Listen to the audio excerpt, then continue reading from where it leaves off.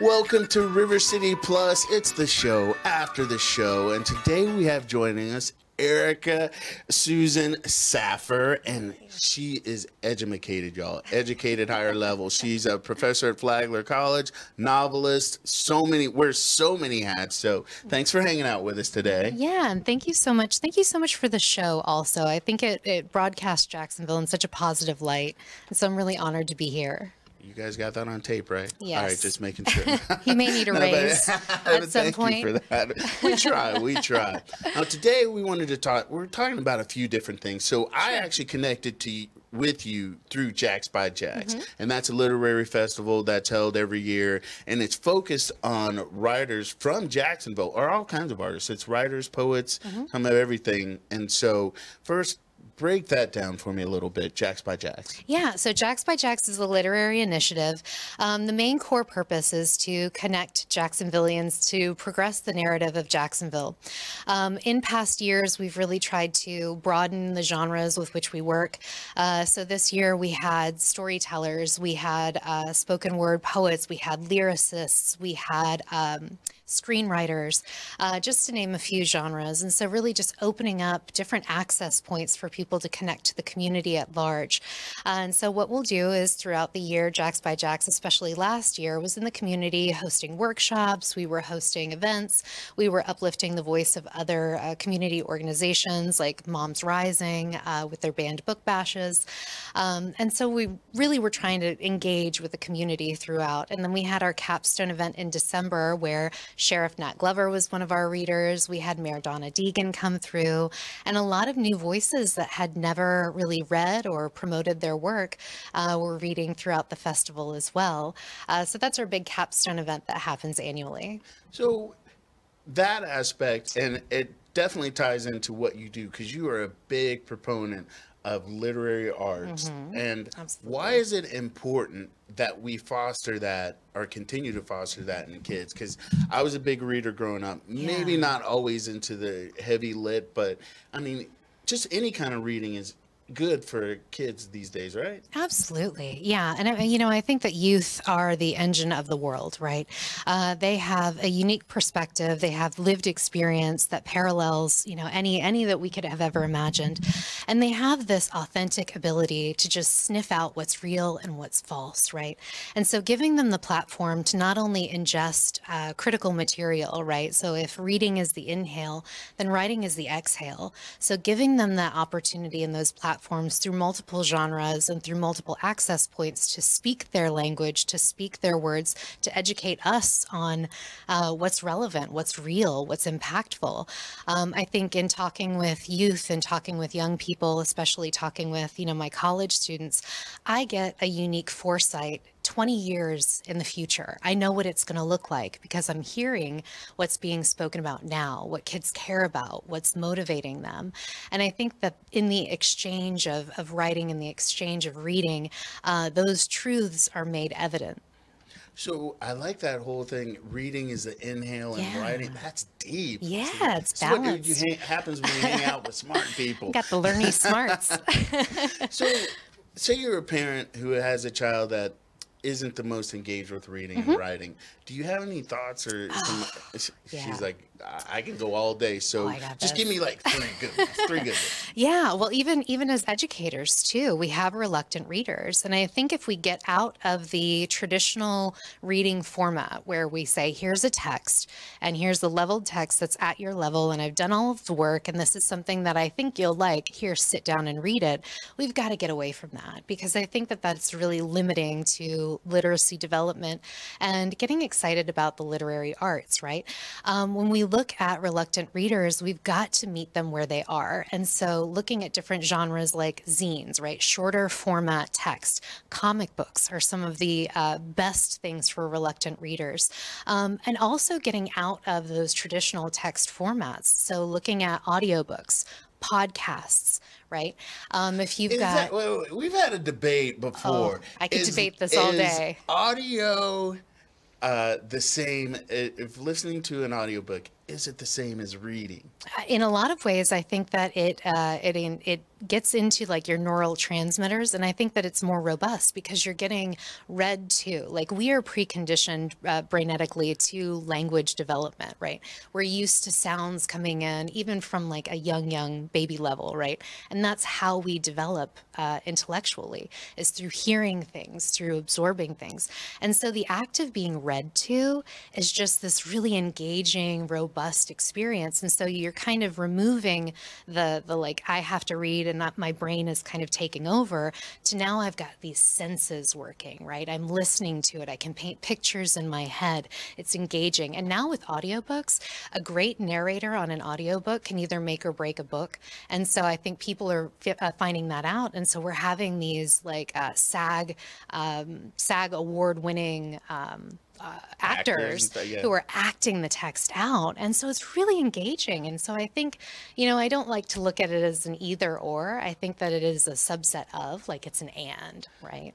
That's some more nuggets right there. Even if I weren't a reader, I'd be like, I want to read now. This is intriguing. Yes, you do. And the benefits of kids or anybody reading and then basically having an active discussion that absolutely enhances it even more and makes sure that it resonates and connects with them on a deeper level, that hopefully they won't lose track of it. It's like, I read a lot, I don't retain a lot of information. So but you do. I think it goes back into, I always talk about like schema as like an old filing system, right? You put schema in, you have these old files that are just back there hanging out. You never know when they're going to pop up. You were saying earlier that you are into trivia, right?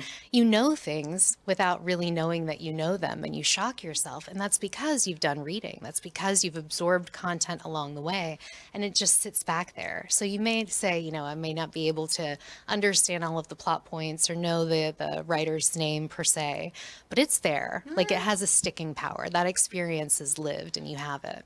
Now, I'm going to put it in perspective. I've read a book, moved on. Months, years later, I go pick up a book and I'm like, oh, this is interesting. And I'm like 20 pages in. I might have read this before. This seems familiar. Not the most plugged in when we're getting into it. I've done that chapters in and I'm like, oh, I know this. Yeah. All right. And now let's pivot to writing. So sure. You're a writer as well. You've am. got a novel coming out. You want to talk about it a little bit? I do. Yeah. It's my first novel. It actually started as a short story that was a lived experience that I had. I did a couple of storytelling events where I told the story and people thought it was funny. So I penned it and then I looked at it and it wasn't a short story. It was a novel. So it's called Love and Loss on the Lido Deck. Takes place on a train. Just kidding. I'm messing around. The other day we were talking about love on the airplane lounge yesterday. So now we're talking about love on a train. All right. Well, now it's the thing. No, it actually takes place on a cruise ship. And so it's forthcoming and I'm working with a publisher. So that's really exciting. And I'm kind of one of those like knock on wood. I don't want to say it until it's fully fleshed out, but big news coming for 2024. Looking forward to launch that project and also start some new ones. I really want to use what I've learned through this process to help elevate other writers who are either looking at maybe a published piece or something that's kind of almost published and want to get into a traditional publishing situation. I kind of want to provide some opportunities for workshops and lessons and opportunities for people to learn those skills, because it was a multi-year thing. It was huge. How do you do that? Because every now and then I want to sit down and write, but you have to commit to writing pretty much daily or at least so many pages a week. Yeah. I'm a single mom of 3. And so I've cut myself a lot of leeway. And I look at that kind of alternatively than most people. I think a lot of people, including Stephen King, have a specific amount of words that they hit, a specific amount of time that they hit. I look at it more holistically. I look at experiences like research, right? I always carry a notebook with me. And if I hear something really interesting, being said, I'll write it down, right? These are all kind of pieces that go into writing. I think a writer is always writing because they're always observing the things around them. Case in point, I was in a really fancy coffee shop in Tampa, and the girl in front of me walked through the doors and she goes, this place is so Instagrammy. And I was like, I'm stealing that. So whoever she was, kudos to her, because that actually made it as a line in the novel. And so I think as long as you are observant, as long as you've got a goal that you're trying to hit, give yourself some time. Sometimes writing hits and you just can't stop writing. Sometimes you go through lull points, and in those points you switch into observer mode and you just start collecting and you start becoming an archivist of life and an observer of humanity, and that all goes back into the craft itself. What about journaling? Can you use that as a launch point to write sure. like novel, whatever? Yeah, no, not only is journaling cathartic, I think it tells you who you are, which writing is that process. You have to know who you are as a human being. You have to know where you stand. You have to know what perspectives you have. And so journaling that out kind of gives you that solid practice of, this happened. I have these questions about it. I'm working this through. I found these revelations. And so, yeah, sometimes I'll go back into my journals just to find like points, if I'm writing a character and that character is exponentially lost in a situation and doesn't know what to do, I'll go back to times in my own life where I felt that way, and I can connect to the character through that experience and go, yeah, that was awful. That, never want to live that again. But hey, this brings me full rounded into that experience, and I can pull that back into creating a character that's believable. I like it. I'm here for Yeah. all of it.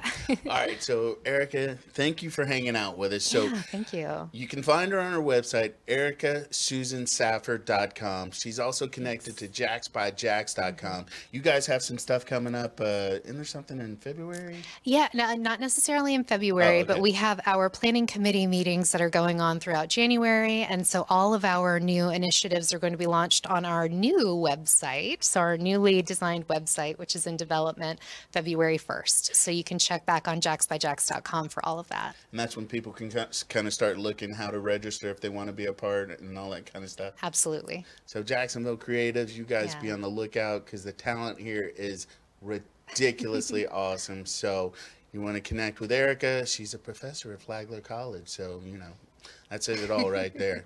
I am not on that level, but I'm not even going to try to strive to get there. But again, thanks for hanging out with us. Thanks for having me. This is great. And we will be back tomorrow with more River City Plus, and we'll be back at 9:30 for more River City Live.